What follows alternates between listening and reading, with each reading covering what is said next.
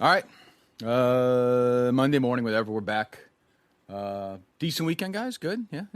Not bad. Yeah, not bad, no? It was all right. Anything anybody want to confess, or? Confess. Anything anybody want to confess? Interesting. Hey, fuck my mother. Okay, that didn't work out as well as I had hoped. Jeez, it's like 3 times louder than we are. Forget it. Anything anybody want to confess?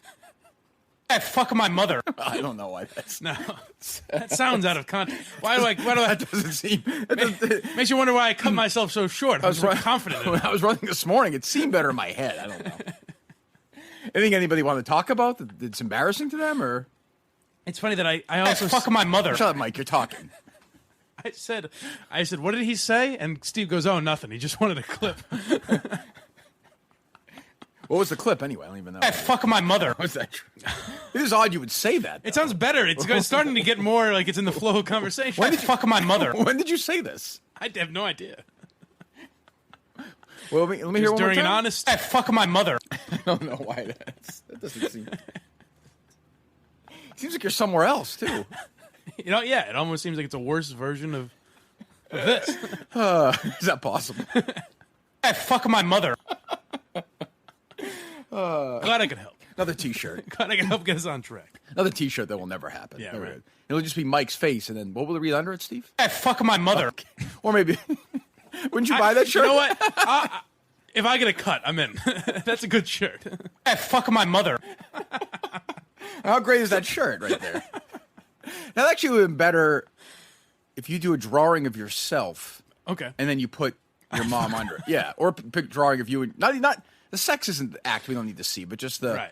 Well, I don't even know what it would say under it. Just the man. I don't even know what it would say. Hey, fuck my mother. It's weird. Steve is saying nothing. He's looking dead at me and hitting that, which is even creepier. The whole thing is... An intimate moment in here. Hey, fuck my mother. Did you see your mom this weekend? I did, actually. Oh, Hey, fuck my mother. Oddly enough. Right, okay. You did? And how did it start? She actually went in for a hug, and I said, let's not do that for a while. You know? You like to skip the affection. You go right to... yeah. I got you. And then what happens? Hey, fuck my mother. I don't We see it saved it. dying now. We huh? saved it. Before we get to the other stuff, I have to say we did a lot of it last week. I've sort of Greg Hilled out. I have to. I'm tapping out. I submit. It's too You're boring. done? But I did listen to his specific open this morning, and you can say what you want about that show, and I've been very critical of it in the first week in 6 shows now, I guess. But when big things happen in big cities in the country, like it happened this weekend, The conversation started. he does address that city and what's going on there. And specifically, was that this issue this weekend funny to you, Mike? I just think, it's some... How do you, in all curiosity, Yeah. when things like this weekend, and Steve, be ready. This weekend when things in America happen like that, how do you, Mike, relax when things like that happen? Like Hey, fuck my mother. Okay. And the worst part is that I thought you were asking. Like, But when I said this is Steve, just two guys having a conversation. when I said Steve, be ready, I thought you meant with the Hillman audio. I didn't. I'm such a fucking moron. Hey, fuck my mother. I didn't ask for 2 cuts of that. I don't want to hear that in the loop for like 30 seconds. I have no interest in hearing it. Anyway, give my man Greg Hill credit. Something, an incredible weekend, not in a good way in this country. A horrible weekend is what I should say. I don't like when men say the word amazing, by the way. I was listening to a podcast this morning. Amazing. Yeah, I don't know why. It just doesn't sound like a word a man should use. I know I'm gender. What is that? Gender vocabulizing? What is that? You're Gender marginalized. Please do not use gendered language. Thank you. I don't know. It just sounds like a weird male word. What about like fantastic? That's in that neighborhood too. But Yeah. I was listening to Bill Simmons of the podcast. You ever listen to the Rewatchables podcast he does? No. Which is just him and a couple of his ringer guys pick movies that are eminently Rewatchable. rewatchable. They're doing Reservoir Dogs. I was like, oh, that's honestly one of my favorite movies. And one of these guys who's pretty good, this guy Sean Fennessy, keeps using the word amazing. He says amazing like 20 times. It's pissing me off. It might just be that you overheard it. You heard it too many times, over and over again. Then it gets weird. Thank you. Wasn't really. I mean, it was really. Let's get into it. Hey, we're gonna get into it. I was just really. You brought up a hell of a topic. Anyway. Well, I get this thing sent to me, every day topics like that from around the country. Me and the other zoo shows do it. Right. I get a sort of list of things that's sent to me. And that's one of the stories. Another one, I didn't think the zoo people would. What's a mailing list called? Do you think? I mean, Hillman has it, right? Clearly, Seems like Are you taking a vow of silence, Steve? No, What's going on? talkers, I mean, nobody maybe? wants to hear I don't you. know. I understand people don't want to hear your voice, but you can occasionally, from looking at you and asking a question, you can speak it. Do you know what I'm talking about, or no? Yes, I know what you're talking about. It's in front of you. One of them is. Okay, thank you. One of them is. Thank you. Why don't you just say it? Flying solo today. Make him- Sting is without the police. He's on his own. I feel like I've added something so far. Well, I mean, what is it? What is it, Mike? That you even like really, Steve? Get ready. What is it that you really do? Fucking my mother. Well, that's not. Again, that doesn't work for me here. I mean, if you do it here, will we go to jail if that happened or no? I would They're assume both so. of age, consenting adults. We could probably film it. That feels illegal. Jesus I don't think. But Barstool would like that, right? I guess. Are you in or no? No, thank No. you. Okay, well, fine. I'll pass. Fine. You pass on what? Go ahead. Fucking my mother. Jesus, I don't know. What a loser I am Saturday listening to that stupid Minifan podcast. Hearing Mike be like, because these guys make a bit of that I'm like texting Steve right away. Just cut that and we'll do something with it. It's my life. I like Blind Mike on that podcast because he's sort of like the lead dog. Like he's the host, like he's with the MHB when you're doing your thing. trash talk. Yeah, it's sort of you shift over to the. I take the reins. Yeah, I it's say, kind of hey, like Andy Richter's taking over. Conan's out. Andy's taking over, and the way Let's we go. cut the crap. Not that and I've let's ever- finally get some hard opinions. Not that I've ever seen. I've never seen Conan O'Brien on TBS. I don't think ever. Like no chance. Yeah. He's still on, right? Oh yeah, but he's down to half an hour. Does he wear like a golf shirt now? And Yeah, like, he's it's- cash. Yeah, He's just okay. casual. That's never been part of the national conversation. Him there, huh? No. At all. No. I'll tell you what's been part of the national conversation though. Is what happened in Dayton this weekend. Yes, And it's fascinating. Like I said, I'm shitting all over this morning show. They won't handle big topics. How will they do it? Well, Greg Hill gets right into Dayton this morning. Literally talks about Dayton in the lead this morning. I didn't think they would get to it. And they do. Yeah. My lead, Dayton, Ohio Stop. I mean, you got to think like Zarbano, Hannon, David Field. Everyone's like, "Oh shit, this guy is gone." Like, did you ever see Good Morning Vietnam? No. No. Why would you? Did you, Steve, ever see Good Morning Vietnam? A long time ago. Okay. Once again, the E Street Band is disbanded and Bruce is on his own. He there's one part where he is at a bar and he witnesses a bombing in Vietnam. Robin Williams. So he goes into his. Do you know the plot of the film? Yeah. Okay. So he goes into to his show, and they censor the news there. These two guys who censor the news. They're twin brothers. They censor the news all the time.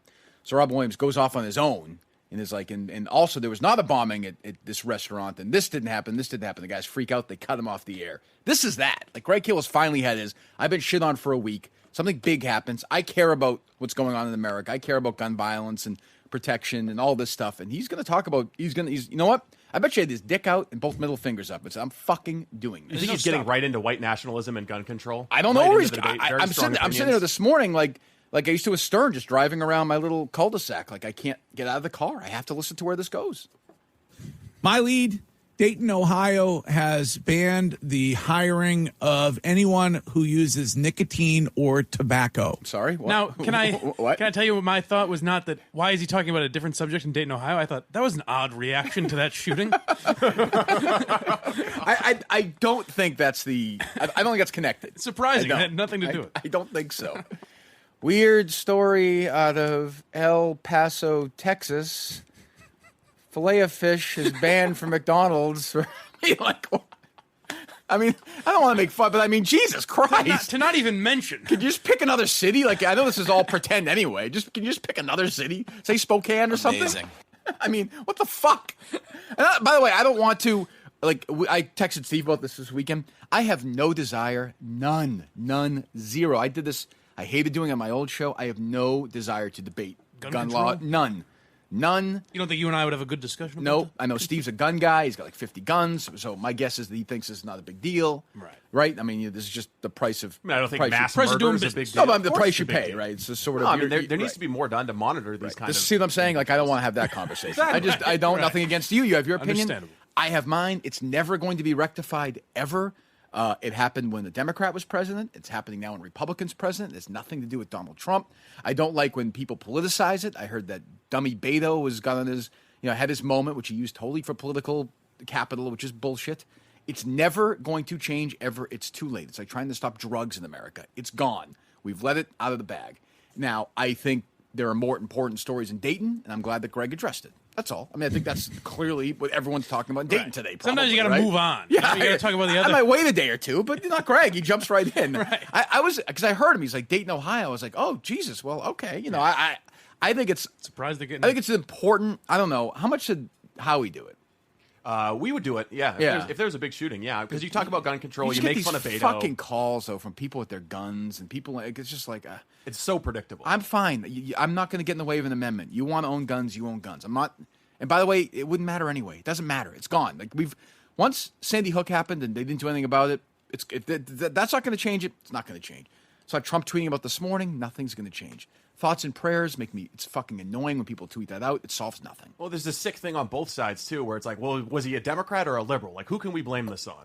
You know, like the one in Dayton. I guess he's a liberal. What do you mean, a Democrat or a liberals are liberal? bad. What do you mean? Sorry, is he a liberal or a conservative? Like, It doesn't. You know, Yeah, the one in El Paso. Blame that on the but right. it's like The one it's in, right. But then Dayton, blame everyone's that on the then you get in this game where people are like comparing, like having like contests. Like, well, when Obama was president, Sandy Hook happened, Aurora happened. Like there were shootings then. Oh yeah, when Trump's president, there's more shoot. Like I don't think it. I don't know. I don't think it matters that Trump's president.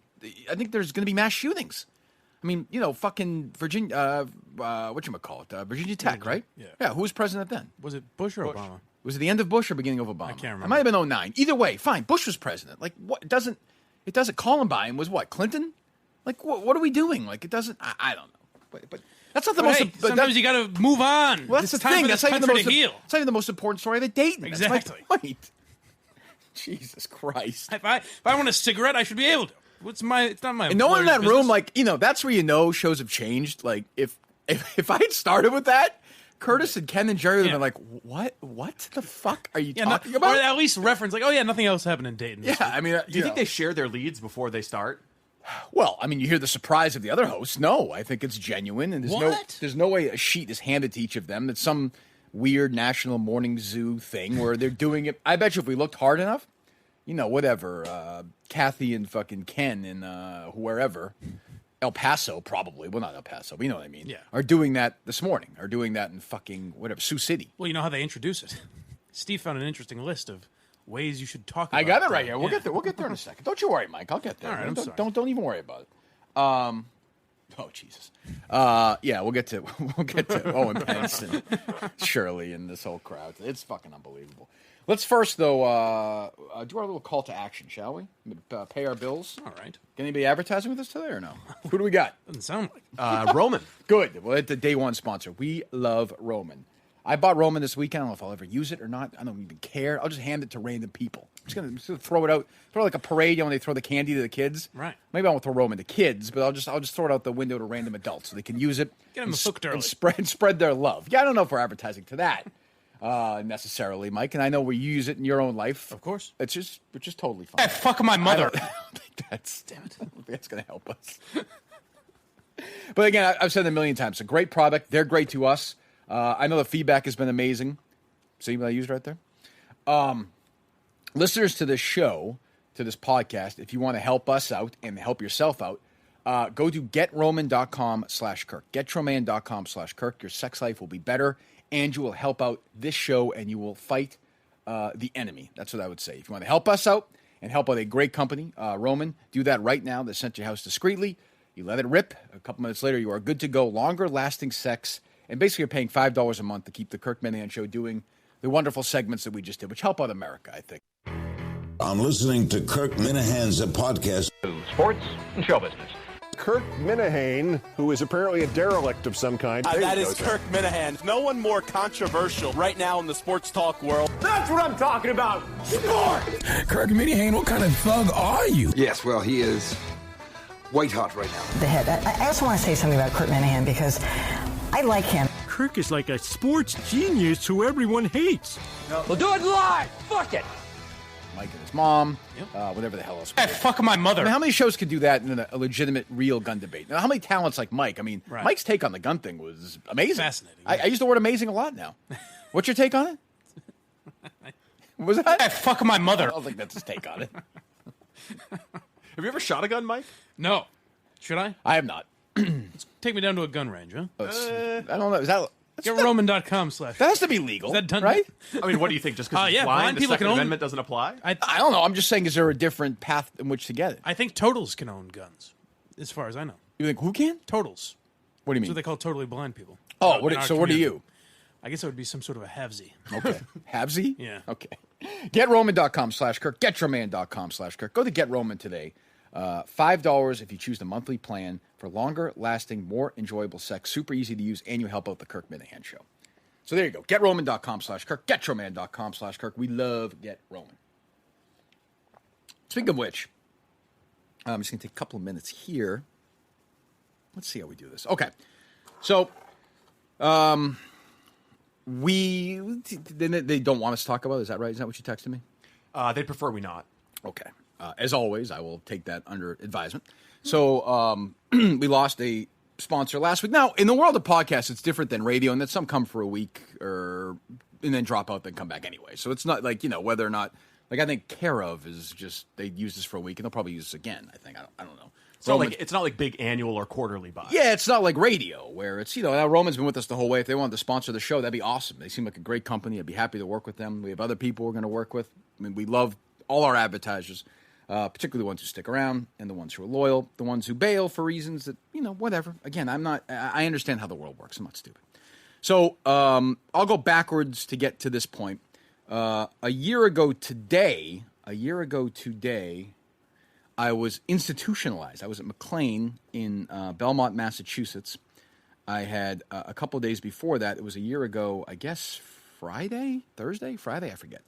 Gone to Winchester Hospital.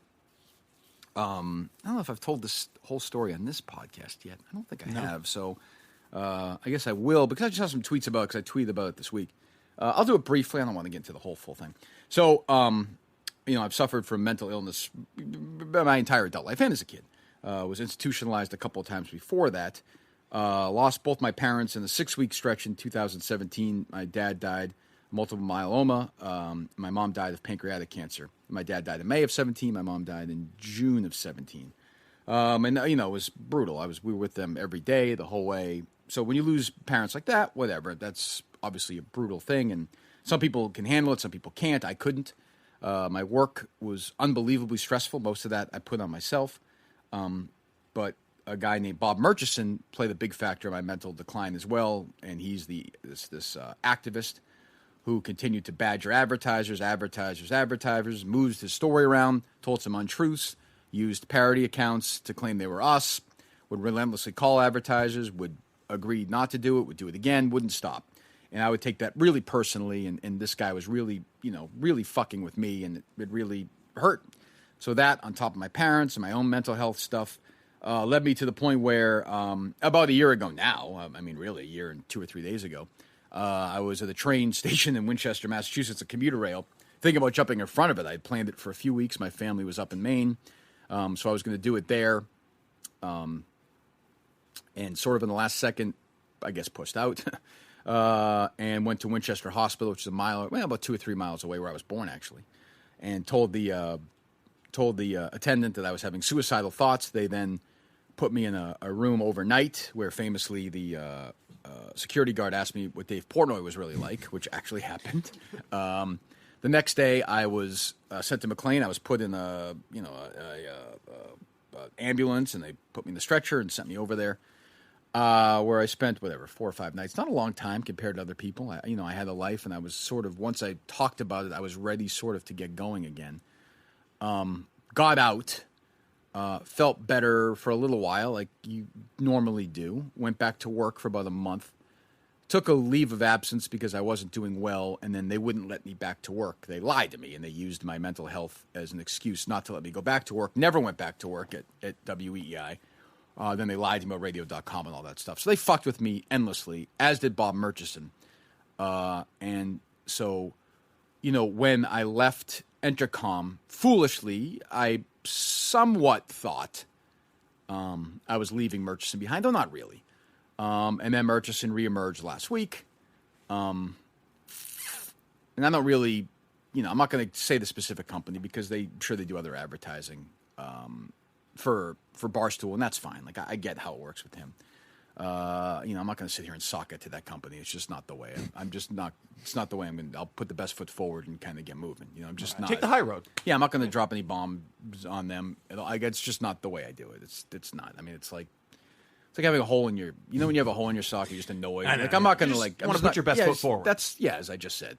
You got to come up with something on your own. I think he didn't get it when he said high road, and then he got what happened. And Right. Then, yeah. Once again, let's sort of just say this is an acoustic solo night and let the performer do his thing. Does that sound best for now or no? Yeah, it's probably good. Probably the right choice. Good.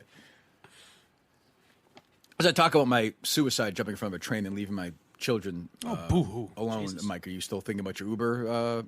Fuck my mother. I don't think that's the right spot for that. Anyway, so all that stuff happened, and mental health obviously is a real thing. And when I tweet stuff out like this, and last year when I talked about it on my old show, I get a really tremendous amount of feedback. I did again, and I was corresponding with some particularly men who struggle with this, and I do feel like it's this great still stigma, certainly for women too, but men. I think it's hard for men to talk about it, so I'm happy to talk about it, and I'm happy to reach out with people who are struggling. I'm always amazed at the amount of people who have gone away and done that as well. And like I said, I have good days and bad days. And a month or so ago, I was struggling. And now this triggers stuff in me, this man coming back into my life who is doing this solely to fuck with me. He knows I have no issue with the transgender community. I have no issue with anything at all. It doesn't matter to me at all. I've made that very clear, and he knows that. But he's doing it because he enjoys the sport of it now. So now he's fucking with us. And what's unfortunate is I don't want it to affect this company because they've been great to me from the beginning, and they're great to me during this process. I've talked to Erica Nardini about it a couple of times, and she doesn't really quite understand why this man is doing this stuff. And I can see the beginning of them being like, oh, we have to deal with this guy now. And I don't want them to have to do that. And I think they're going to probably fight back at some point, which is different than my old company. Also, they're not going to fold like my old. It's just not the way Barstool is. They're just not going to do that. That's why I admire them, and I have nothing from the beginning. Entercom fucked it up with this guy. I mean, from minute one, it never stopped. Barstool hasn't done that. I'm really grateful. They've been superb, and it's not like this has been a big deal. We've lost one. Every other client so far has been really happy in the state, and we love that. But just the idea he's back in my life gets me to a point I don't want to be at personally. And I would rather, not do that.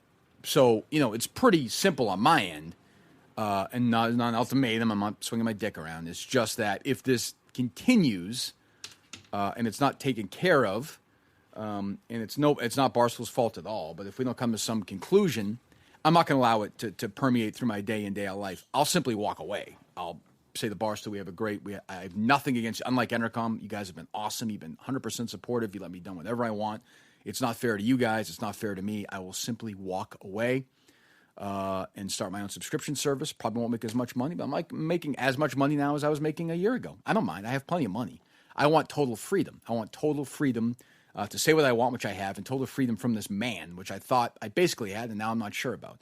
So I'll walk away in 2 seconds and start my own subscription service and maybe bring you guys with me or Jerry with, I don't know, whatever, and do my own thing and talk about what I want.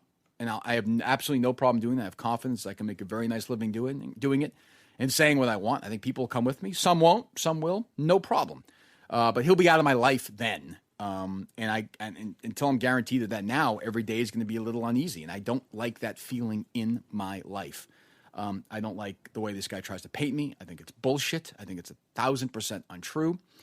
And I'll start fighting back. And I'll get personal. And we'll be off to the races. And I'm very, very, very, very happy to do that if he does.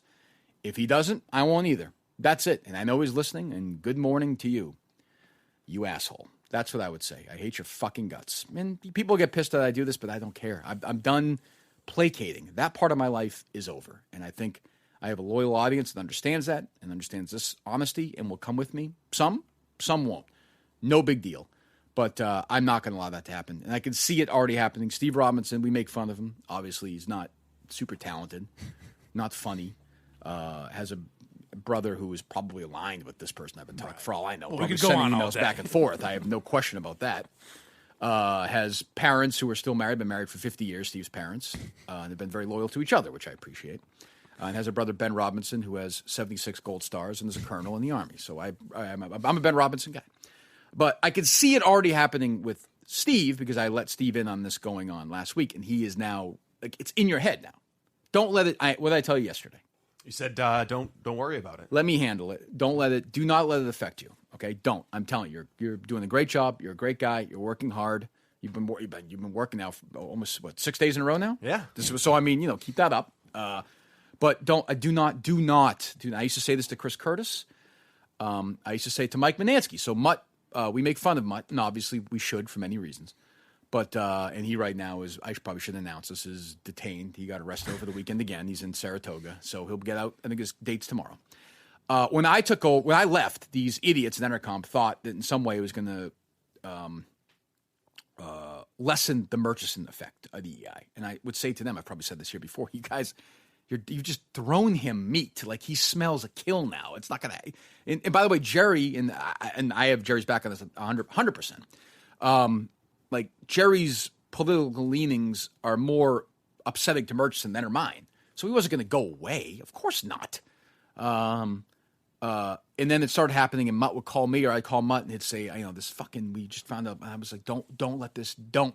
I've been there. Don't let it happen. Don't let this, because it fucks with your life. Not so much because of him, although it's a big part of it. It's the fallout. It's the phone calls, the salespeople. It's the anger. Don't do this. Don't do that. Why'd you do this? Why'd you do that?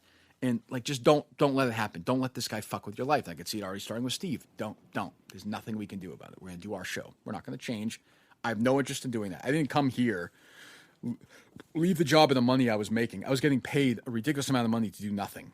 I didn't leave that to make a lot, really, really, really nice living here, but to then just continue to, like, this is not going to happen. We're going to talk about what we want to talk about. If it's going to be an issue with Barstool, which I don't think it will be, then we'll shake hands. I have a lawyer. They have a lawyer. We'll figure something out, and I'll do something else. It doesn't matter. That part of it doesn't matter to me. Doesn't matter to me at all. Really doesn't.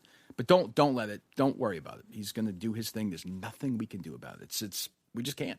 There's just a sense of powerlessness in the face of it. Yeah, is there nothing you want to be able to do something? Is there nothing on this guy? Like, Jesus Christ, the fact that he's been able to do this. I mean, whatever. I don't want to. I'm not going to get into that part of it. I have no idea. I don't know. I don't want to know. It doesn't. I have no idea. And you asked the question that you just asked that salespeople would ask me all the time at Entercom. A lot of good. I mean, I have an issue with a lot of salespeople there. I hate some of them. Some of them I really like. And some of them left and lost their jobs because of this guy. Because, it started out that Jerry and I made some stupid transgender jokes 5 years ago, or whatever it was, to like nitpicking literally everything we say about everything. And just sending it. And what probably happened with whichever company they bailed on last week, I guarantee you they bludgeoned him, and this company probably advertises with 3,000 podcasts and never get anything. And they were like, what the fuck is this? Make this, just have this go away. Now, I think there's, I think when you work for a company that claims that they don't take any shit, and they're sort of, this anti-PC, at some point I think they have to fight back. Which is my opinion. I would think so. We'll see if that happens. If it happens, great. If it doesn't happen, like I said, no hard feelings. They've been great to me. I love them. I would never say a bad thing about anybody at the company. I've had an awesome experience here so far, but I don't want it to be difficult for them either. I'm not saying it's there right now. It's not even close. They're happy with this podcast. But if it gets to that point, we'll figure it out. Unlike Entercom, where they were trying to fuck with me, these people are doing the exact opposite. And I'm grateful. I'm forever grateful, honestly, for them for that. But I don't want them to be put in a tough situation either. That's all. So that's kind of where I'm at. And a year ago, I walked out of there, just about a year ago today, and thought, I'm not going to let this person do this to me. And then he did it to me again and again and again for months. And then he didn't for a while. And now he's doing it again. And I'm not, as opposed to a year ago, I'm not going to let it fucking ruin me. I'm just going to say I am not putting up with it. I'm not going to allow it to happen. And if I work for a place that allows it to happen, I'm going to go work somewhere else. No, but in no hard feelings. That's it. I mean, it may seem like a bombshell, may not, but that's kind of where we're at. Yeah. Are you getting the sense that that's kind of happening? No, I don't. Not nervous at all? No. Okay. I'm not nervous about anything. Even if it was happening, I wouldn't be nervous. Okay. I have confidence in myself. I don't. I know you might be in a different situation, but I am. It doesn't matter to me. It really doesn't. I'm thrilled doing this every day. It seems to me more now than ever, including the old show. You can sense. I don't know if you guys feel the same way. You can sense a bigger audience starting to get into this world as well. It just feels like it's getting bigger to me. Yeah. You can tell the interaction on stuff. But I understand if it's too tough, then it's too tough. But it's a strange thing. That's why when I keep mentioning Roman, people like that, you can't thank them enough, because I guarantee you that they've heard this many times over. And it gets to the point where he says, well, if you're not responding to this, you must be an advocate of X, X, and X. I might have to let people know about that. You know what I mean? It gets to that level. So give them credit. They're saying fuck you, and we do appreciate that. And others do as and we'll have a bunch of reads next week and the week after, and then he'll contact them, and that's going to be my life going forward until somebody does something about it. Now, I've tried, and there's nothing I can do about it. I welcome him in any form. We don't have to talk on the air. We can talk off the air. We can talk. We can have a transgendered activist or whoever, in here as well. We can have a conversation or have it somewhere else. But he's not interested in doing that. He's interested. You've talked with him off air though before, right? Yeah, a year and a half ago. Yeah. That's what I was going to add. I know the answer to this, but I don't know if a lot of listeners do. Is there when you say what do you want out of this? What is the answer? What he wants is what's happening. What he wants is to ruin your life. Every day. Yeah, he doesn't care that. He doesn't care that. He doesn't care. He doesn't care about transgender issues. He doesn't care. I care more about them than he does. He cares about fucking with people. He's always done it. He'll always do it. And he's got the means and people historically. My old company act like a bunch of pussies. Barstool is not, but we'll see how they handle it. I don't know. We'll see. It's going to be an interesting test, because I don't think they've ever dealt with something quite like this before. Well, isn't this just part of getting to know Kirk Minihane?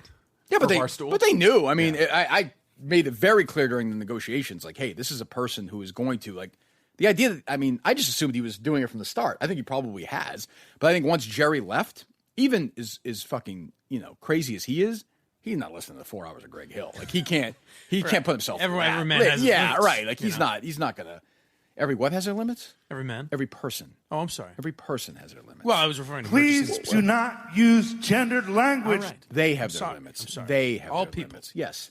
And it started, as I said last week, with this idea that I think it was a 4-year-old was going to consider, their parents are considering surgery, talking about surgery for their kid at some point. Thought that was crazy then. I think it's crazy now. I have 2 kids. I would never do that. By the way, I have a 12-year-old daughter. If she came up to me and said, I want to be a boy, I feel like I am a boy, I'd say, well, okay. Okay. So let's talk about this. Maybe there's therapy you need to go to just to talk to somebody else about this. And if this is the way you feel a couple of years from now, this is how you feel.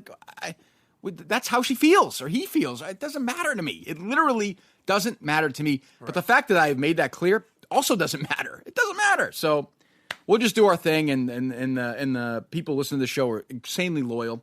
And we appreciate that. We appreciate all the sponsors that we have. They're great. That's it. So, that's why I'm just trying to just move past it and move on, and that's it. But when people say, hey, you focus too much on the globe, you focus too much on this stuff, this is why. This is our show. These are the fights we fight.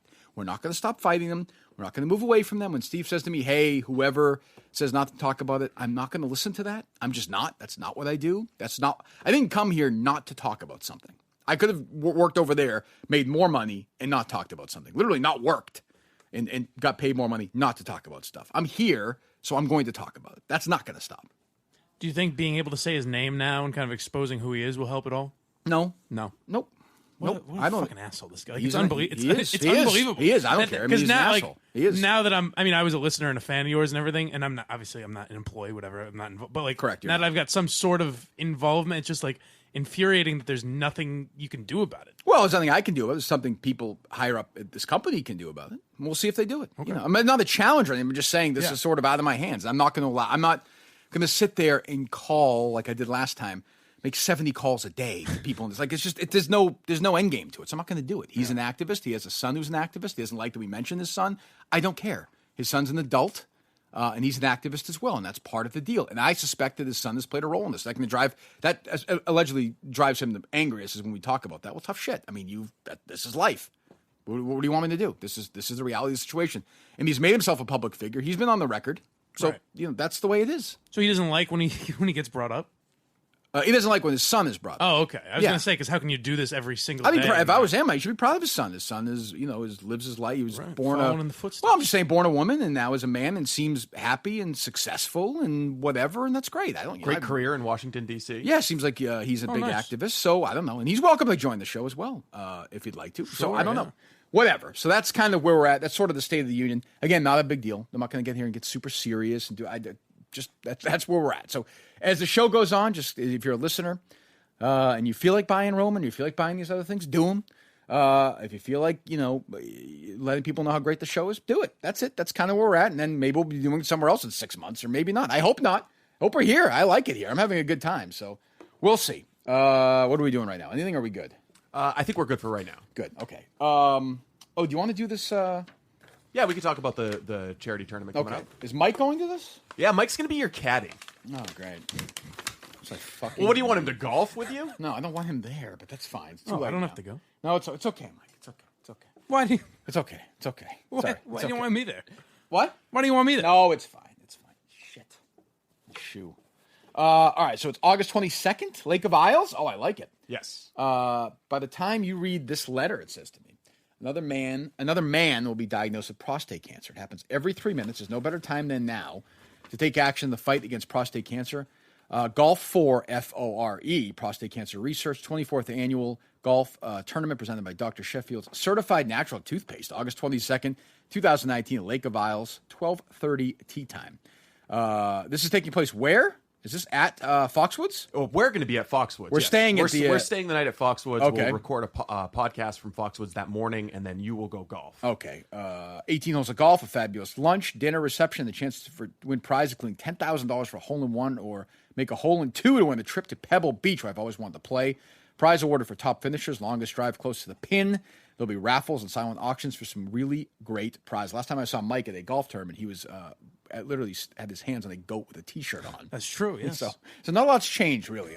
Wait, you had your hands on a goat? He did. I had my hands on it, but yes, I was. We had to. Yeah, it's not worth telling. Probably. What were you doing with the goat? It's definitely not worth telling. So you go to www.golf4prostate.org. I'm looking forward to this tournament, but these guys probably could have done a better job of this website name. Golf4prostate.org. GOLFFORE prostate.org. Register right there. 18 holes again on one of the finest greens and course conditions in U.S. managed by Troon, the worldwide leader in upscale golf management. I'm looking forward to playing this. Lake of Isles, 12:30 tee time. What day is the week? Is it the 22nd? It's Thursday. Oh, good. It's not that's even better. So it's not a Friday because nobody wants to be playing a tournament on a Friday in the friggin' summer. Traffic's going to suck. Perfect. So you can stay on Wednesday and play Thursday. You can stay Thursday, play Friday.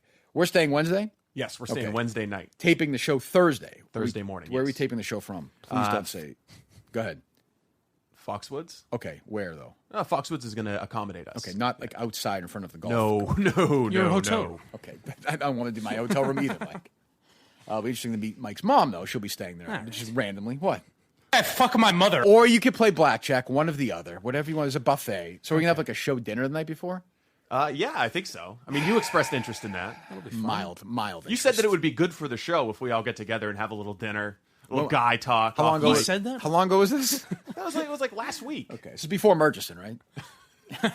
We only have a show. You want to talk to us? Well, bring him there. Yeah, he can play. Scott Neary from Buffalo Wild Wings is going to come down. He's going to be your golf partner. Oh, he is playing. Yes. Oh, Yes, good. He's Excellent. coming down. He's going to play. Excellent. Good. We love Scott. We love Buffalo Wild Wings. So he'll be there. We're playing. Boy, big. That's what a selling point that is for the listeners to meet Scott Neary. Wow. Jesus, how you do better than that?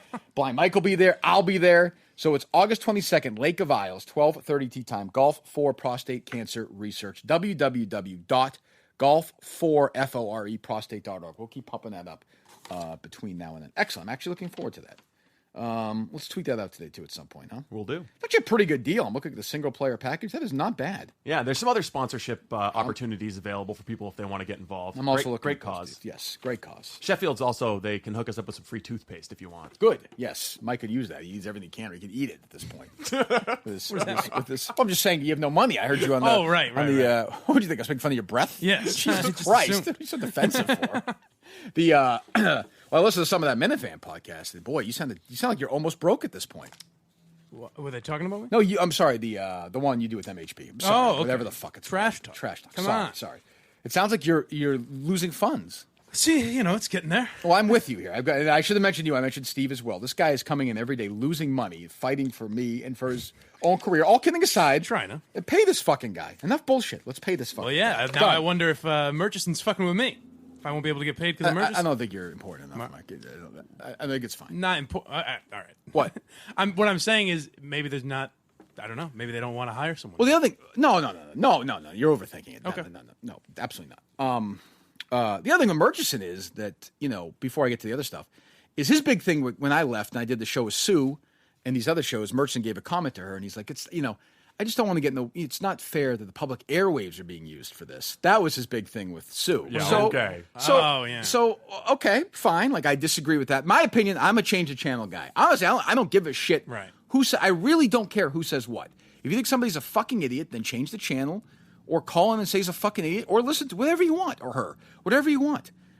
I don't think this is, what channel is this on? What station? Oh, this is the public internet. Yeah, I don't think this is public airwaves. You can listen or not listen.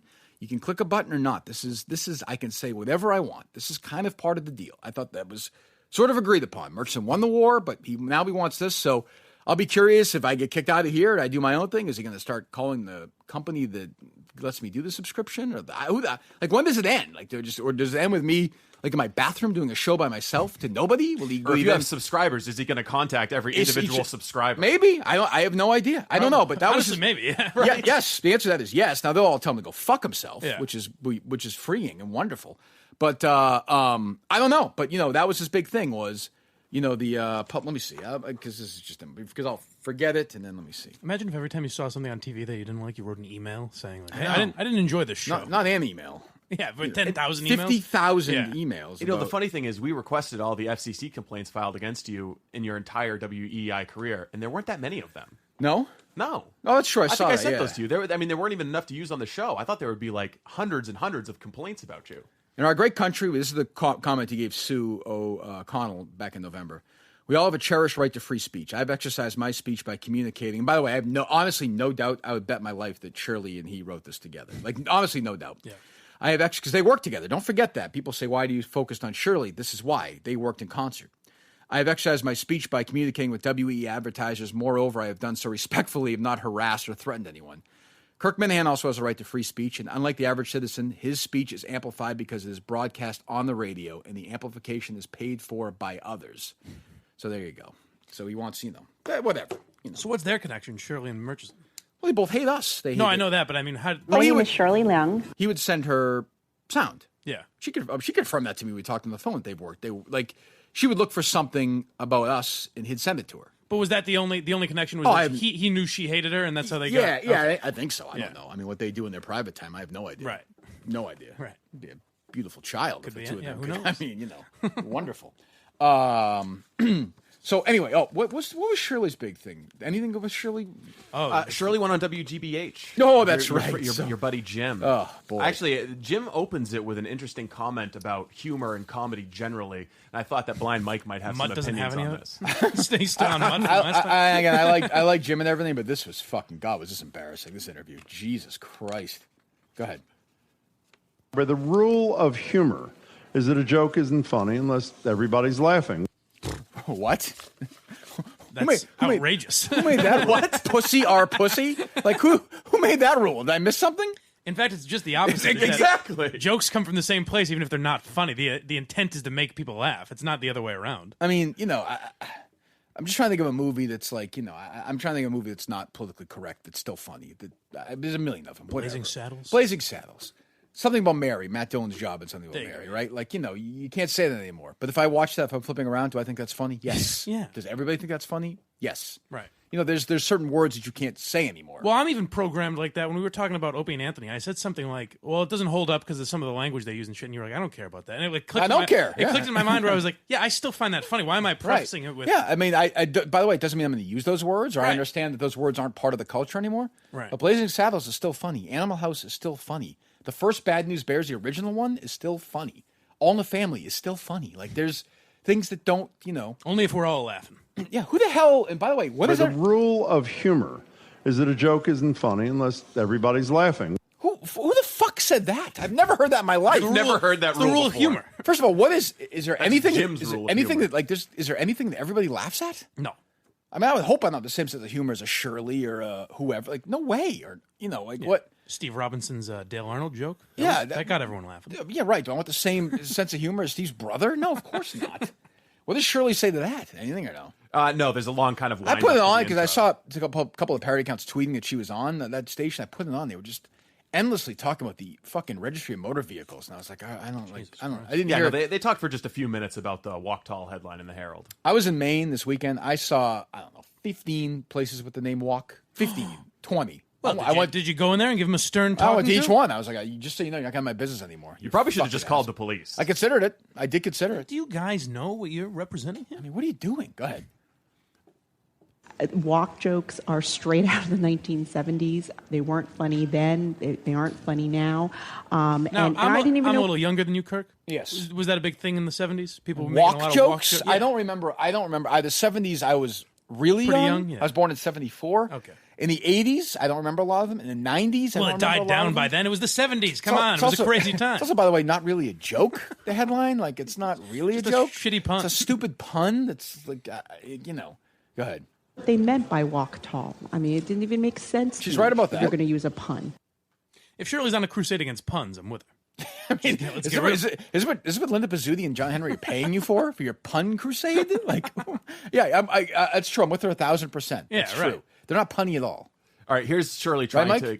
They're not punny. Yes, it was very good. They're not punny at all. Hilarious. Yeah, they're not punny at all. Get it? We heard it. Okay, you got a pun? We all got it. I'll do a pun war all day. I don't care. Go ahead. This is Shirley trying to explain why it was offensive. Will this make any sense? What do you say to those who say you're overreacting to a minor slight? And when Jim asks a question like that, he means says him. Yeah, right? He says like me when I'm not hosting this ridiculous show and I'm talking to my friends or texting Kirk. Yeah. Like what do you say to critics say, meaning me? People are like, saying. Like, everyone thinks you're fucking crazy about this stupid pun thing. Why are you doing this? Like, are you just? I got a text the other day or tweet the other day about how like Shirley they want her to go away. I was like, no, I'm enjoying her embracing this madness now because it just exposes these people. I mean, this is her fight. Go ahead. What do you say to those who say you're overreacting to a minor slight, if that? And some people will feel that way. And I felt that the purpose of my column and the purpose of Michelle Wu speaking out is to, for those of you who don't know why this is so offensive, here's why. And for a lot of Asian Americans and Chinese Americans in particular growing up, and I quote them in my piece. No, she doesn't. She quotes two, and she doesn't quote anybody who's not offended, which is many, I'm sure. Right. She quotes an activist, and she quotes somebody else. I forget who it is. She doesn't. Someone that used to own a restaurant, right? Yeah, the guy who's an activist. Yeah. It's almost like all of her sources are left-wing activists. Right. And by the way, do you think there's a chance that Shirley may have brought companies to that person and helped them make some money? No. You think that's ever happened? No. If you had to guess? So again, this is the world that we're in now. This is how it works. This is, yes, go ahead. Caricatures of Chinese food, fortune cookies. Caricatures of fortune cookies? Walk tall and she's rambling. She's fucking rambling. You're a fucking rambling idiot. She's just rambling about nothing and just fucking on and on. Caricatures of it's a fucking picture of a fortune cookie. Yeah. It's not a caricature. It's a fortune cookie. What the fuck? And the idea that walk is offensive, it's like saying fork is offensive. You know, yeah, it's a kitchen utensil. You don't think that's offensive? I think it is very offensive. Yeah, it's incredibly offensive. I don't use them anymore. I try not to. I don't even use my hands anymore because I'm a man. It feels like I'm being too masculine with these. Oh, okay, good. That's what I'm saying. Oh, you realize that. And I want to use my mouth, but at the same time, that feels forceful. So now I just literally, I don't eat. And it feels sexual. Yeah, so I just don't eat anymore because I think the whole thing is... That's good. Like this weekend, I was proud of CNN. At least they had the fucking balls. We always say, though, they're too liberal. At least they're the ones that went after robots, finally. About fucking time. I was thinking that the other day. Robots are racist. I've always thought they used the wrong color metal. Yes. Yes, they have white robots, which leads to racism. About fucking... What was the other one this weekend? The New Yorker story?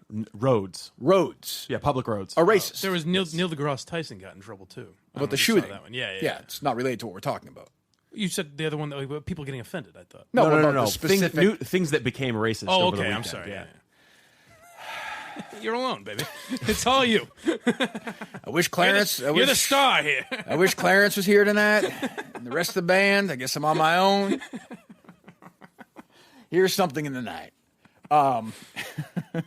What else, Mike? Anything else that people? I was going to say it's a shame. Anything else that was trending on Twitter this weekend that doesn't correlate to what we're talking about? Things out there. Anything in Dayton going on this weekend? Well, did you see about the cigarettes? No, people aren't hiring. And then these two people I listed, like Jermaine Wiggins is in again, and they're like arguing about this. I'm like, these two guys are having a passionate argument about something that happened in Dayton this weekend, but it's not about the fucking gun thing. He's like, yeah, I agree. I think they should do. No, he disagreed.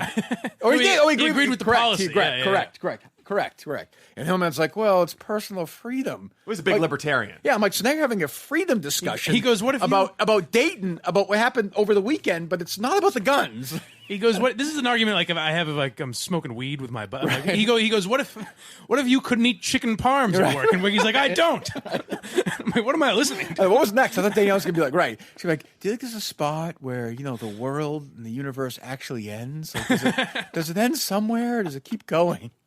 Like, what have we walked into?" Anyway. But what I was going to say was... Oh, sorry, guys. It's a shame. The other thing, too, is like no one ever demands that Shirley Leung go on like Tucker Carlson. It's always a show like this. Sure. Where it's like, not, obviously she's not going to go on this show, but like something like Tucker Carlson or Sean Hannity, she'll never go on that to explain herself. And I would go, and that's the difference. And I know I'm built differently than she is. Whereas, you do Sue O'Connell's show. I would do that show with her in 2 seconds. Yeah. Or I'd go on with Owen, what's his name? That shit. Owen Pence. Or I'd go on with Bob Murchison, the Fiat podcast. It doesn't matter. That to me, like, if you're going to do this stuff, if you're an opinion writer, it's such a puss move to write that and then go only in places that aren't going to ask any tough questions. I can't understand why Shirley's not a bigger guest on national TV because she has great insights into national politics. Let me hear. As a Chinese American, right now we are in a trade war with China. There's going to be, and I know that's probably going to spill over into discrimination against, Chinese Americans and how people, and we're in this tariff war, and it's just a tough, it's a very sensitive time. What? I don't know. So because she's Chinese American, we're in a trade war with China? I'm Irish. No, because of the trade war with China, Americans are going to start being racist towards Chinese Americans. Do you think anybody walking around fucking Saxonville has any idea that we're in a trade war with China? No. What the fuck is she talking about? The globe has just gone all in. Like, it's just racism. Everything is race. Racism 101. Every fucking thing. Everything. I thought the scariest part, though, of her interview was she's talking about, the Herald obviously just bent over and apologized to the Globe. The fucking Herald took if the Globe was Lexington steel, the fucking Herald took all fucking 18 inches deep, deep. They realized they were wrong. It was a horrible thing they did. The Herald's face is fucking still got crust on it 4 days later. They're picking it, look in the mirror, picking it off. But Shirley's not satisfied. Never is. I don't think he actually apologize. I think he has yet to Who is he? truly Shaka. apologize Joe Shaka. for what. Why is she? Hold on. Why is she? Just for a second, is she 100% that Joe Shaka identifies male? Ooh. Does she know that for sure? Did she ask him that? I hope so. That seems awfully. Frankly, I hope so. I don't like that. I don't like that. Doesn't seem. We all identify male. We've got to. So we refer to each other as he. Well, that's the first thing you said this morning. You walked through the door. Every morning I do it. Yeah. And I check in every day at noon, and then 6 o'clock at night, and then before we go to bed. Because you never know. Fine. Sometimes you're feeling a little they-ish. 2019, fine with me. I'm not going to get in the way. But surely just throwing out Joe Shaka, Yeah, that was problematic. That is problematic. And then you know what? It makes me uncomfortable, and it's homophobic and transphobic. And what else phobic? Maybe we should start contacting the Globe. Yep, Shaka might be an immigrant, right? Yeah, that sounds like yeah. That sounds like. Let's not make any assumptions ourselves. Well, it might maybe. We're trying to be inclusive. Yes. Yeah, we're trying to be inclusive. I'm on board. I don't think the Shakas were Native American. I don't know that, and if they were, that's even worse. Right. Jesus, we'll play it, but this will probably be the first thing that really gets spiked. But we'll play Shirley identifying Joe Shaka. Folks, the following sound is offensive. I mean, I don't like it, but play if you want, whatever. I don't think he actually apologized. I think he has yet to truly apologize for what. What would you like? What would you like him? Yeah, I love that. What would you like him to do, Shirley? Would you like him to just literally, just cut his down on his fucking knees arm and off, beg. or roll around? You guys want everyone on the globe go and take a shit? Everyone take a shit for a day or two and have Joe roll around in it. Like they fucked up, I guess, in their minds, which they didn't. Joe Shaka honestly should have said, "Fuck you fucking pandering assholes," and would have actually. My name is Shirley Leung. Thank you, and it would have actually won the day. But nope, not going to happen. And why? What would that accomplish? Like if she's really offended, if she's really offended by this, and this guy apologizes, Oh, well, all right. Now it's better. No, now she's contacting Herald advertisers today. Yep. I have no doubt about that. And Herald They're laughing. It's so funny.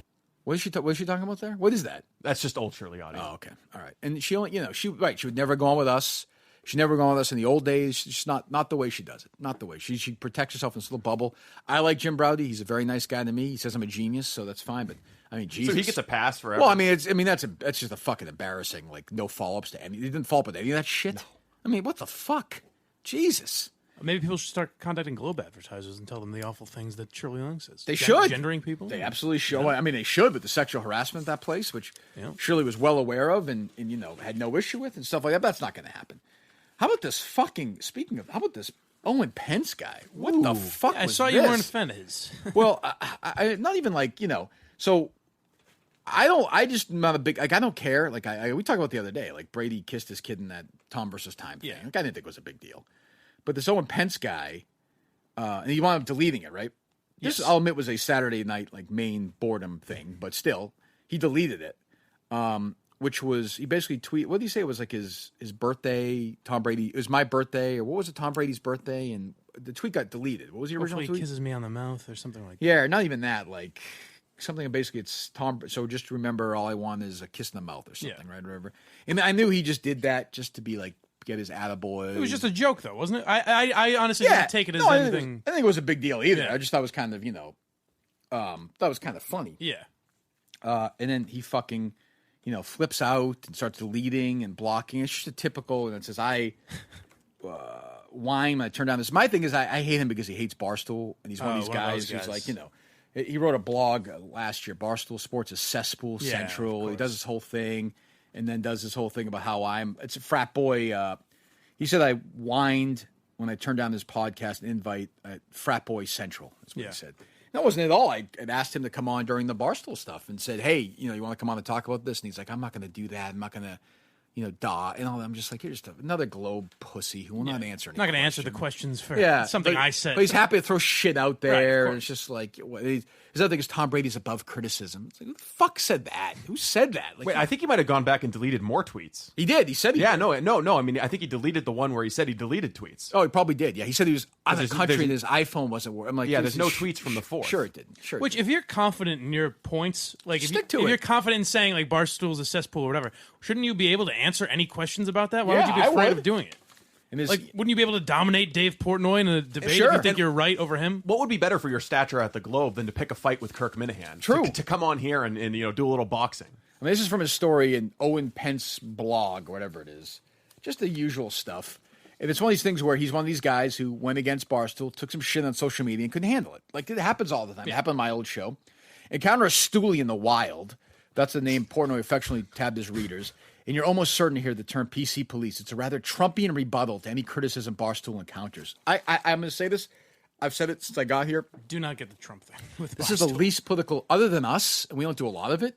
It's the least political place you'll ever work at in your life. They get like pissed actively if there's non-political. stuff. Yeah, Francis put up political blogs and Portnoy took him down. Right. Like, if there's not a funny angle to this, you're not putting him up. Like, I think they knew when they brought me in, like, this was just, we're just going to talk about a little stuff. different, yeah. But we don't sit there and talk wonky, stupid, fucking, we make fun of both sides. Like, you've been talking about Bob Murchison a lot, and you haven't once said he's a left-wing nut job. No, I assume he is. I'm almost certain he is, but that is irrelevant. I mean, it's certainly relevant, but it's not your main focus. Right. I mean, it's a huge part of it, but, this weekend, I fucking, I think Beto did was stupid, but I mocked Trump's tweet about thoughts and prayers. Like, great, awesome. Like, I didn't vote for Donald Trump.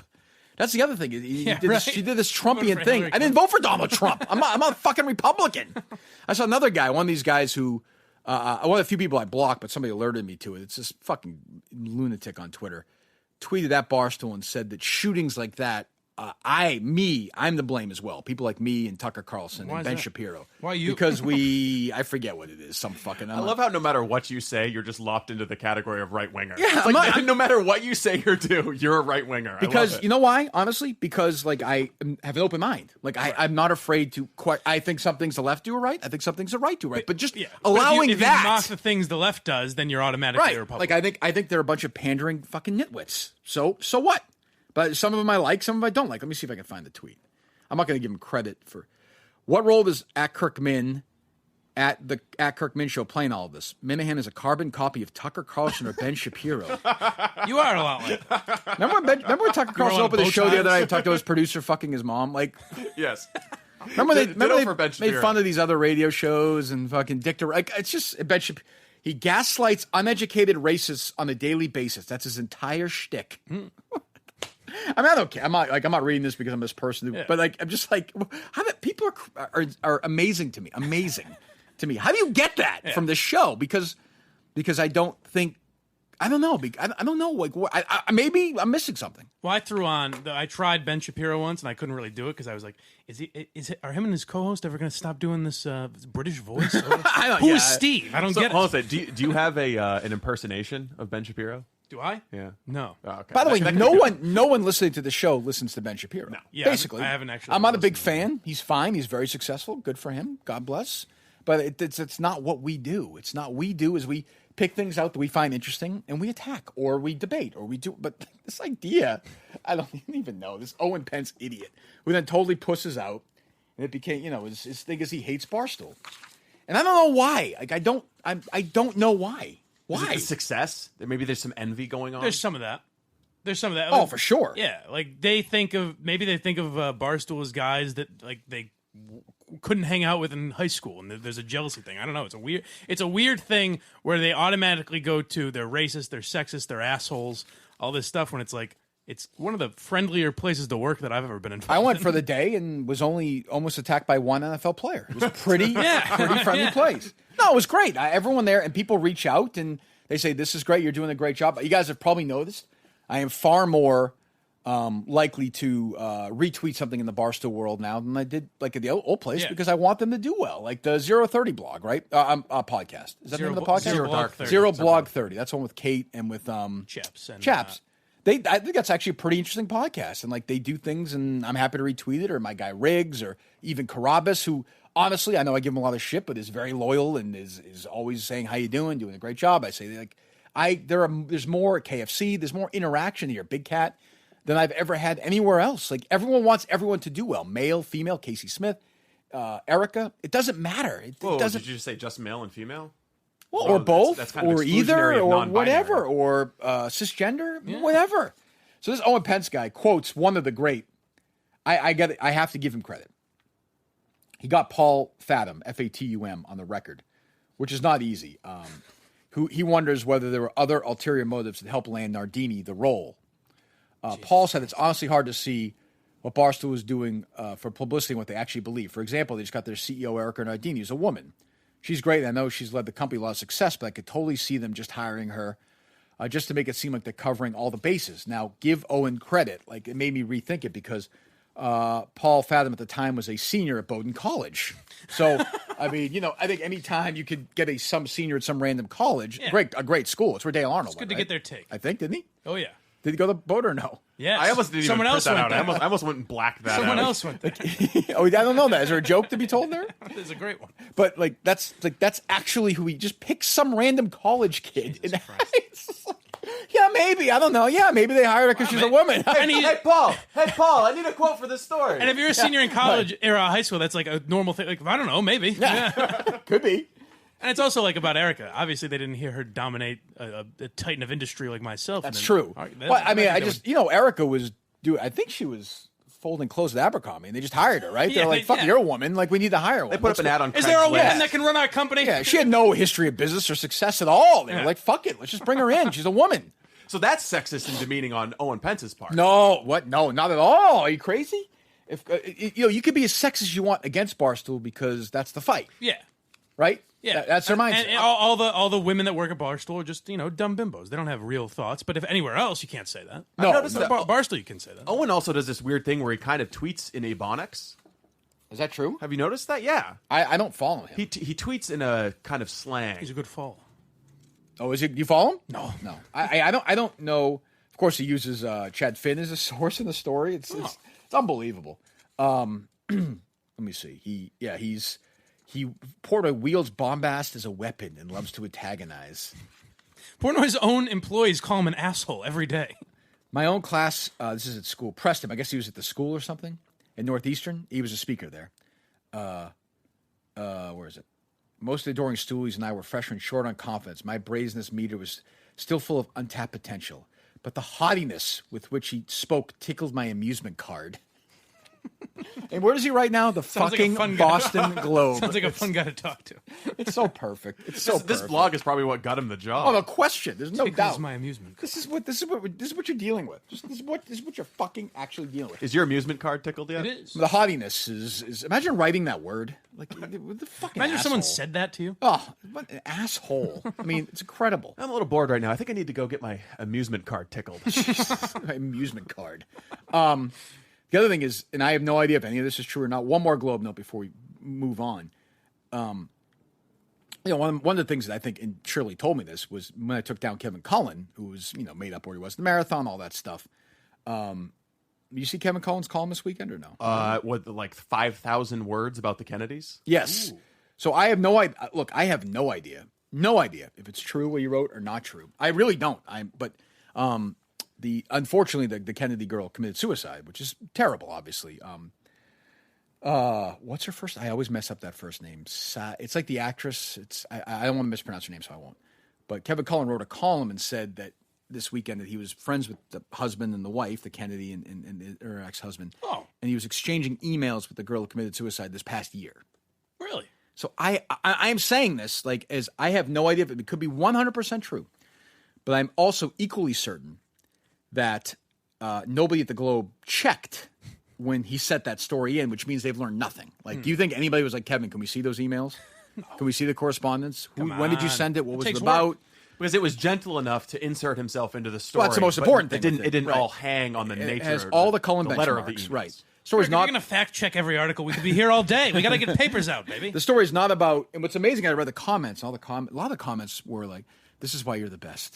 I'm so glad, and I'm thinking, well, this may be 100% true, as I said, but you have no skepticism. Now, some did, and like every 10th comment would be like, you made this up, right? Or this is bullshit, or we what kind of friends are you with JFK? Yeah. Were you with the shooter? All that stuff.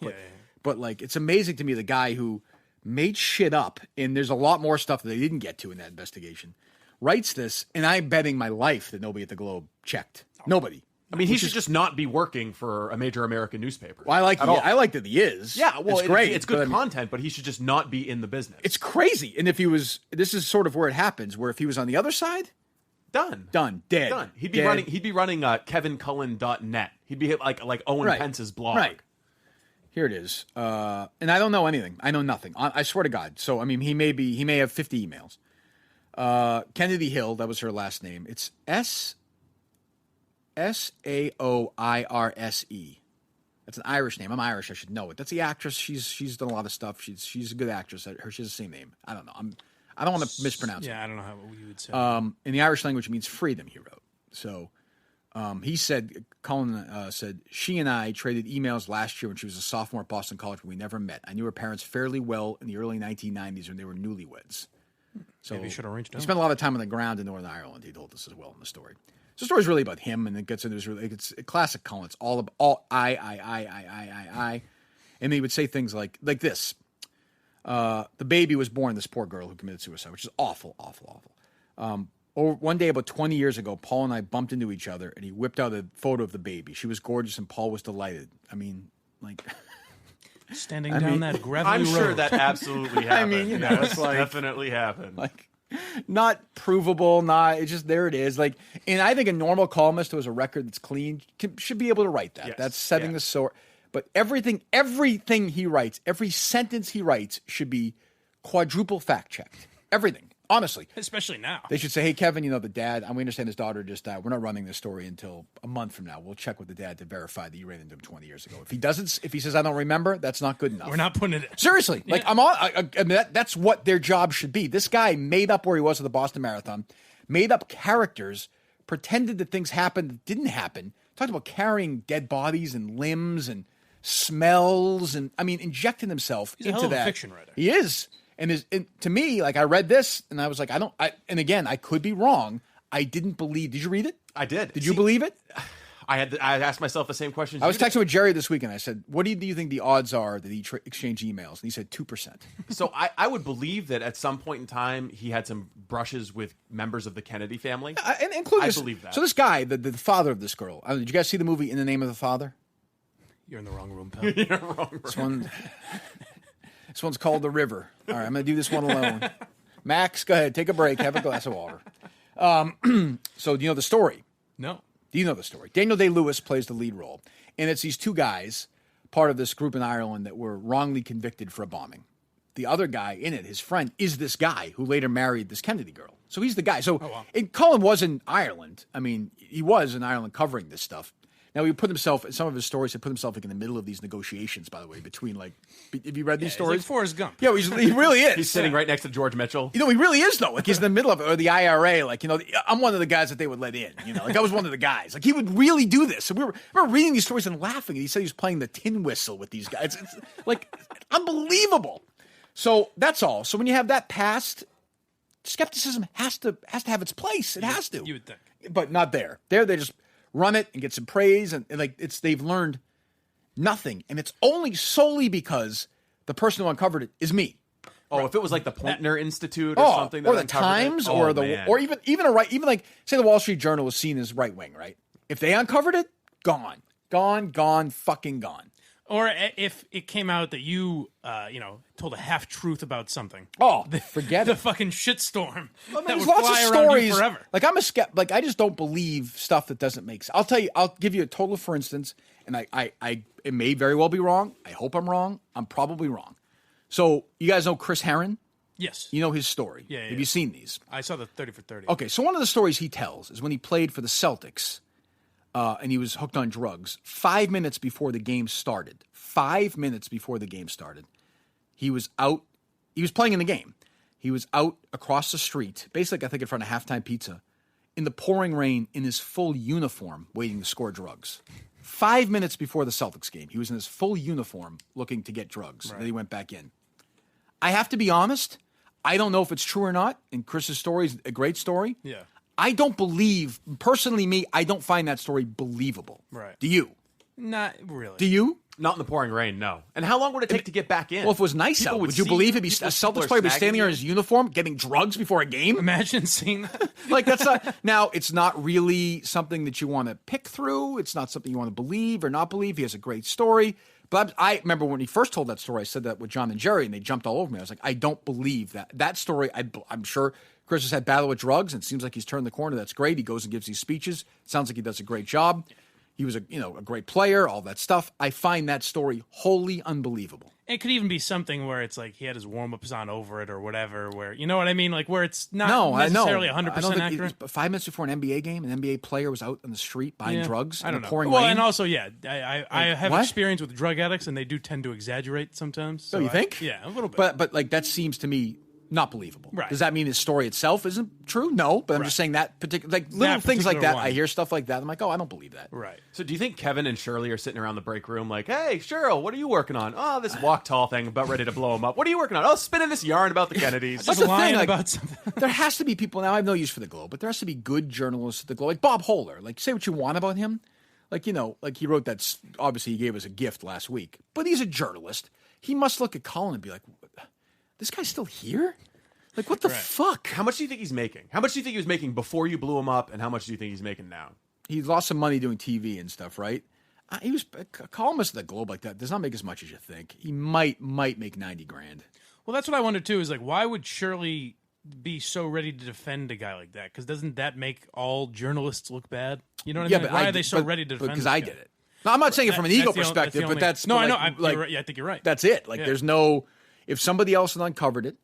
Like you said, the Poynter Institute, or who pick your fucking whoever. The Washington Post did it. Then they would have sold him down the river immediately. Yeah, I mean, let's think. So in some ways, you did him a big favor because you could have just handed it off to like the Poynter Institute. True. Or the Washington Post or something. Yeah, but I had too much. Yeah. You wanted the ratings. But then I also like the fact he's still writing. Like that's way better for me. But like I haven't done this yet. I did a little bit of it. But does anybody think with the brain in your head when the drunk driver gets arrested? Is that the first time they drove drunk? No. Do you think Cullen just randomly started in April of 2013 putting himself in the middle? Like, I mean, does that make any probably sense? As I said, if you go back in time, I'll send you the story. I'll find it today. He wrote a story about a mom and their son around Christmas time that is with dialogue, like actual quotes. It's such a howler that you're like, this is amazing. This was published. It's like that Ray Flynn story. Remember I did that a few months ago? Mm-hmm. Ray Flynn was at the Herald, old mayor of Boston. And he wrote this story in the Herald about he was on a bus like a couple of years ago.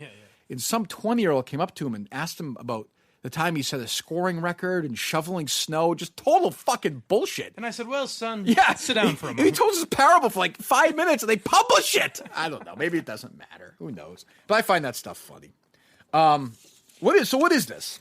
We can do Get Roman first. Oh, let's do that. Yeah, we should. Yeah, I'm not to read it. We know it by now. And I think you're listening to the show today. You know how much I love Get Roman. Get Roman, I think, should be the sponsor for the Kirk Minihane Show. The Kirk Minihane Show brought to you by Roman. I mean, I'm in, right? No? Sounds good to me. GetRoman.com, GetRoman.com/Kirk, GetRoman.com/Kirk. $5 for your first month. And you help out our show, and you help yourself. Better sex and your favorite show. And I see people all the time tweeting, it's not 11 o'clock yet. It's not 11 o'clock yet. This is my whole day. I love this show. I love this life. This is the most important thing in the world. This is more important than anything else. This is more important than any laws in Dayton about tobacco. Even that important. My God. Well, that's what I'm saying. GetRoman.com/Kirk. GetRoman.com/Kirk. Go to it today. Spend the $5 and then let us know about it. Today of all days, let us know about it and we'll make sure they hear about it as well. GetRoman.com/Kirk. GetRoman.com/Kirk. Anything else, boys? This, I think what you're about to get to is pretty interesting. So what is this? These are this is like a radio consultant list that's blasted around. You two rant. I'm going to get a glass of water. You two talk for a couple minutes. Can I go to the bathroom? Nope, Steve, nope. The guitarist and the drummer now. I'm going to listen to Niels Lofgren and Max Weinberg. Bruce is going to go and come back for his encore in a second. The floor is yours. Go ahead. They'll never take my fucking guns away. I'll tell you that much. Jesus Christ. Let's do that for like 20 minutes. But that's what it's turned into. Is one side saying, "Oh, we need to take the guns away," the other side saying, like fucking Second Amendment. Oh, we're actually doing it. I don't know. All right, I'll probably just go. All back right, and I'll take the other side. Anti-gun. Go ahead. Your thoughts. What's your anti-gun part? Get rid of them. Just all of them. Yep. All right, moving on. I walked in this morning. I walked in this morning, and Steve said.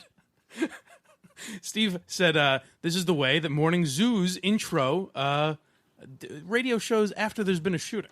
Thank God he's back. No, so what we have is a list of... How bad was it? It was rough.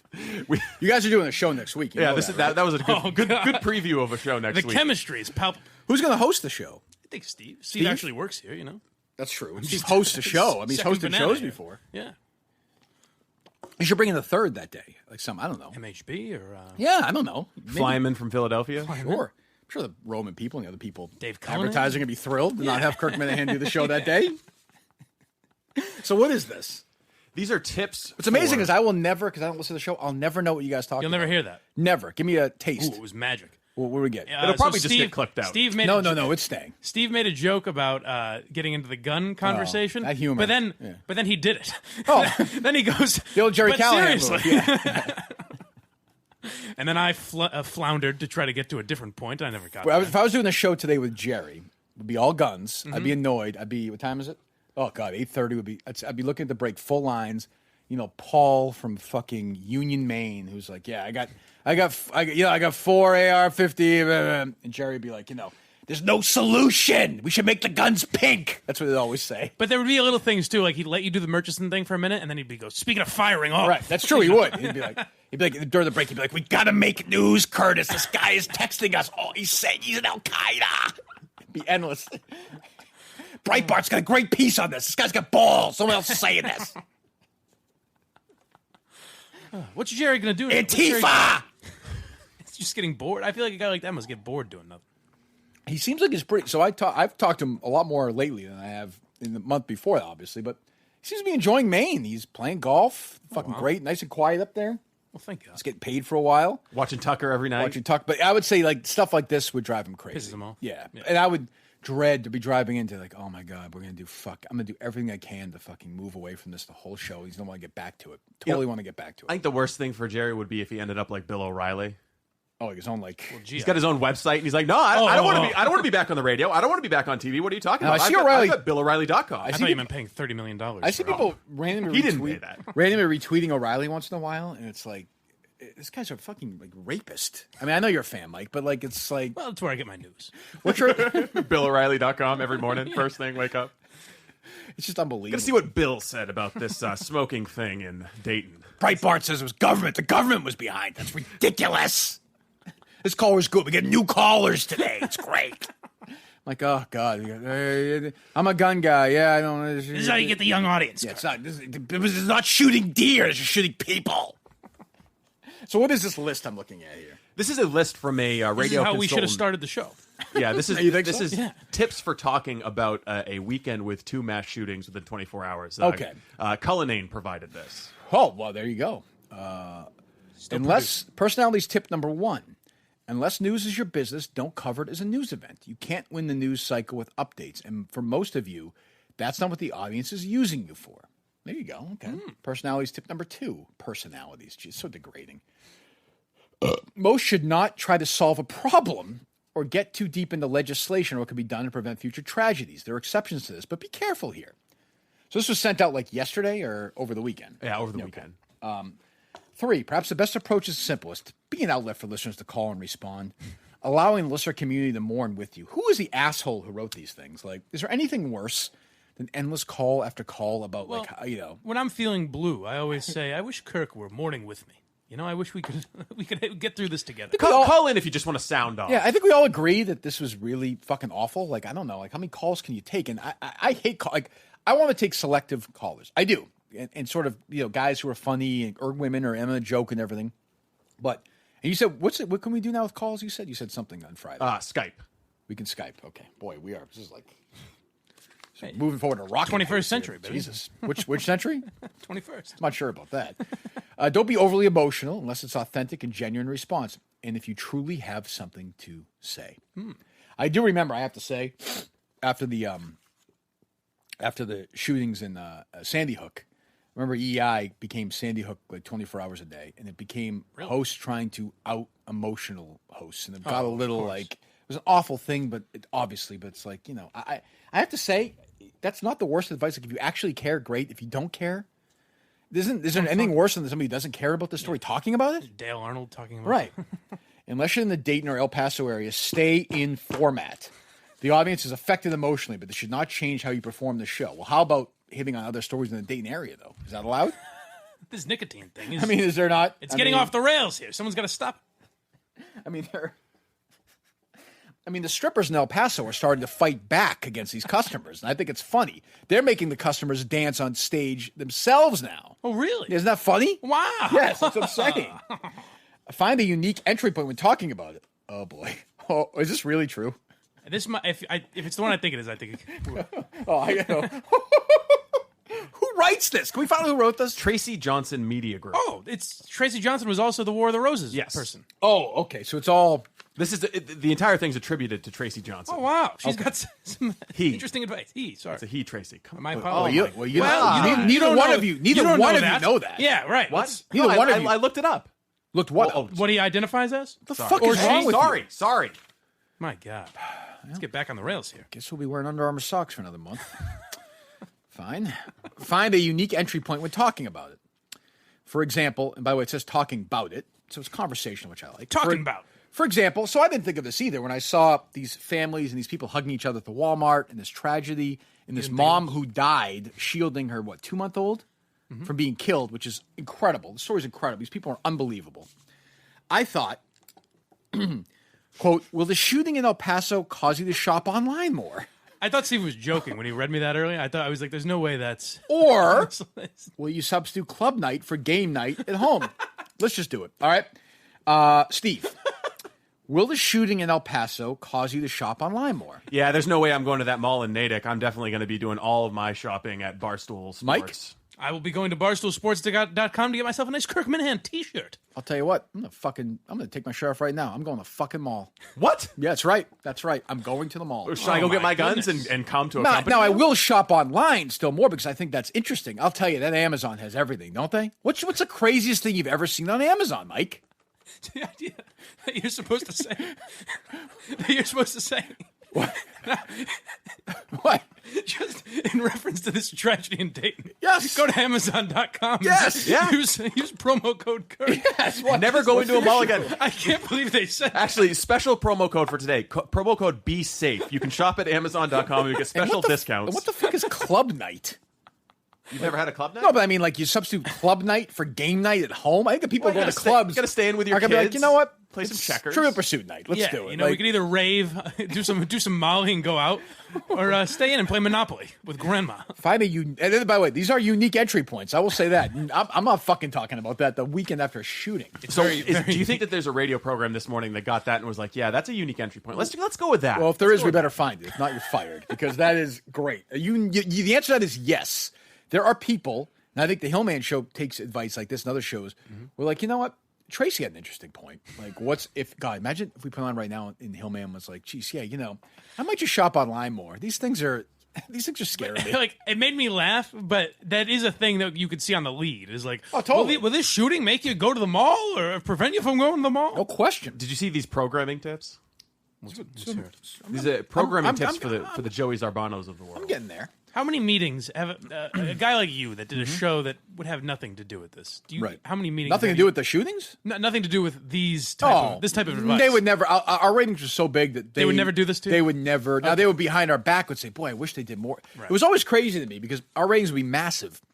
And they would want us to be more like the shows that no one listened to.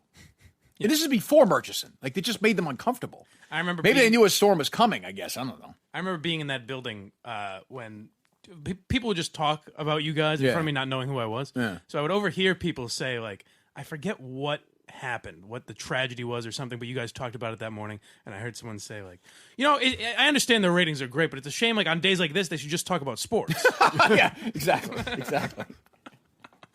No one wants to hear about that kind of stuff. No, I mean, who would want to hear about Yeah. that? And by the way, I wasn't a big fan of day after. Like, I really wasn't. Day after shooting stuff, I found horribly boring. Well, it's like, what are you going to say about it? There's nothing. As I said at the top of the show, there's and- nothing left to say about this debate. Yeah. Everyone's locked in. No pun intended. Yeah. Have you given your thoughts and prayers? Are puns part of this or no? As Mr. Rogers told us, Tracy says, look for the helpers and tell their stories. They may seem trite or simple in the face of tragedy, but it works. Your audience could probably use a dose of good news. It's the fucking Today Show? Like, what is this? Now we get to programming tips. Depending how close you are to the tragedies, you probably don't need to adjust features, games, contests, or games, she says. So War of Roses is still on. Stay in format. Yeah, the games are staying. Like, the bits, let's not, fine. Okay, you know, people are dead, people are shot to death. War of the Roses, staying. Second date, staying. Yeah. You know, guess that, whatever, staying. Movie tickets, we're giving them out. If you are a news station, this is the story. Thank you. Who knew? I didn't know that. Which Dayton story? Everything else is secondary. That doesn't mean it's the only story to cover, but it's the most important, most emotional story. Yeah. This is so fucking...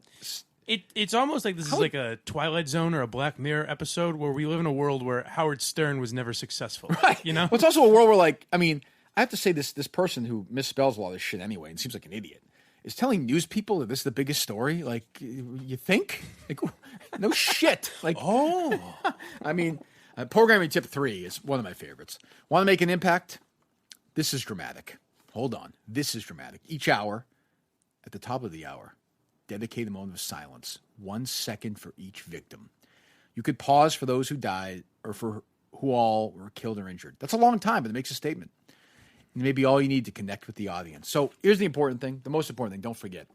Manipulate the audience and use the death of people to do so. Because I know when I'm in the car, I like a nice, when I'm listening to my show in the morning going to work, I like a nice long moment of silence. That's what Hillman was doing the other day. Remember that long pause? Yeah. Maybe that's what he was doing. But then you feel for guilty. Me and Jerry. You can't switch the station if they're doing a moment of silence. Then you're an asshole. Right. That's true. Some stations should be an only moment of silence station where they guilt you into listening all day long.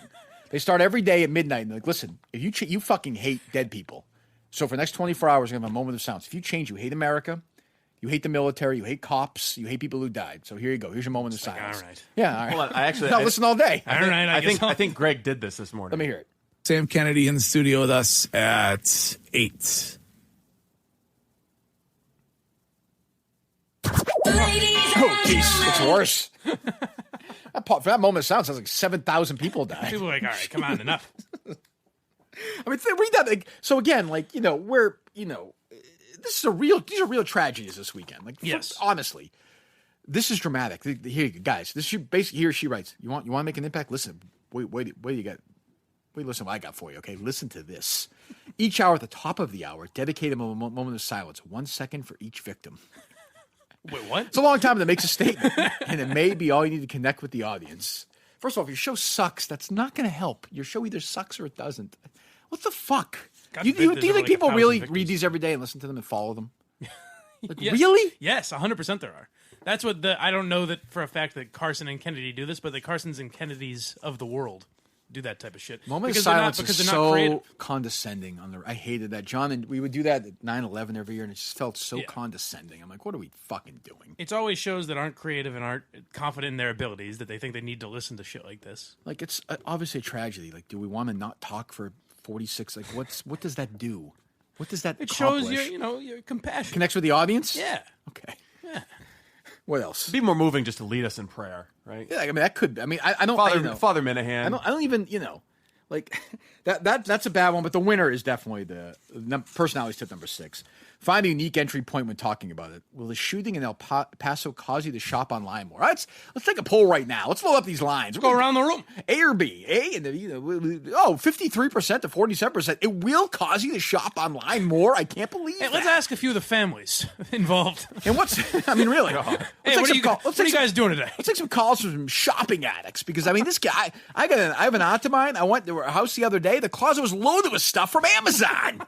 I'm like, what are you never going to use? What are you going to do with 57 spoons? What do you do with all these boxes? Yeah, where do they go? What's safe going to say on she wasn't here? going to the mall anyways. No, I guess not. Yeah, she's big on online shopping. But of course, her husband, he don't know from that. He's never online. He doesn't understand how the internet works. He still says www. You have anybody in your life that does that? Let's call in right now and hear from you guys. Like, what the fuck is wrong with you people?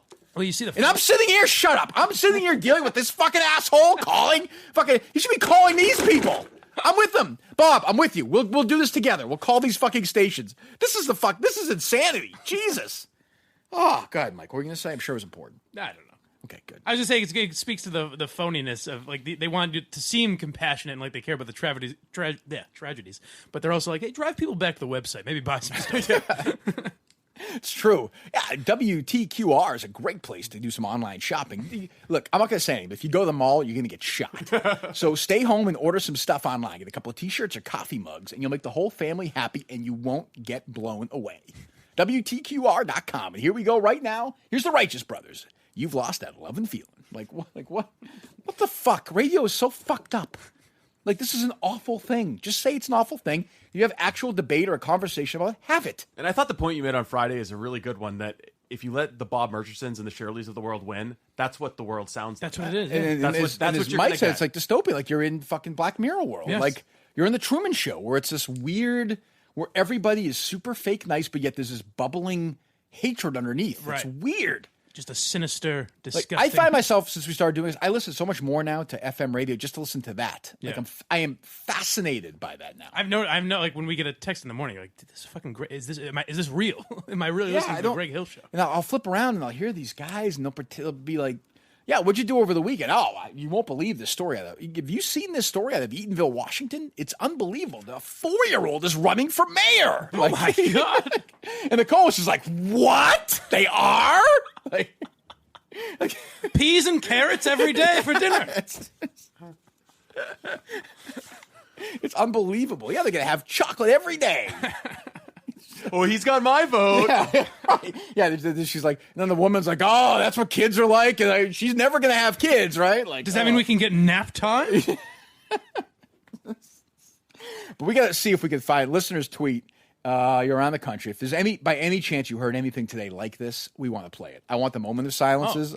I want the fucking banter. Like, if somebody, please tell me in America, somebody's asking that online question today. That will make my day for tomorrow. Well, please. you remember, Steve told me, you asked me to come up with a radio bit. Oh, That would be a corny thing. Yeah. One of the things I came up with, I said, I just thought of the corniest name, and it was like, now you see me, now you don't. And it's Right. for, if you've been ghosted in your relationship, if the person just stopped talking to you, we track them down. Right.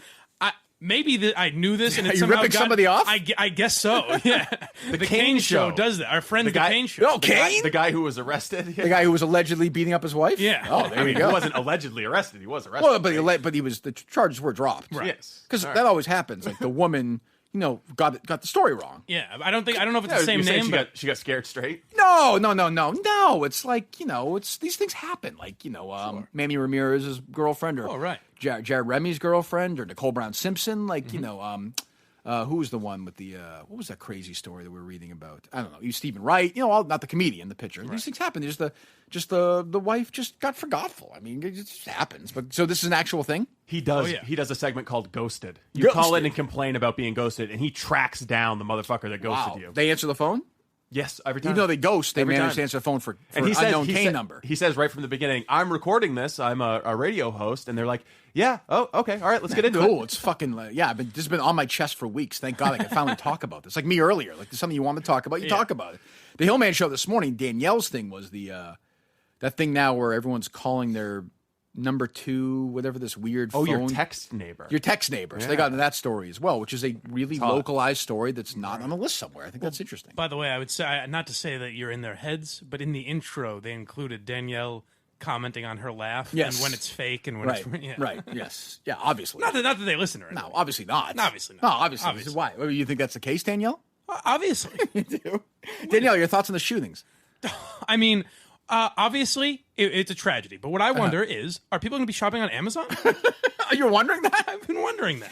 Do you think that we should talk for a while? Do you think we should maybe be quiet for a certain amount of time during this show? I mean, obviously, eventually we should get to it. But I think, obviously, a moment of silence is in order. Right. But you're a big clubber. Like, I know you love going out. You're single. Always. One of the guys. Are you thinking about changing it for a game night with your friends? Or Well, I wonder. I obviously, I like going out and everything, but I wonder if we should maybe go around the room and see if you guys would rather stay and play a board game.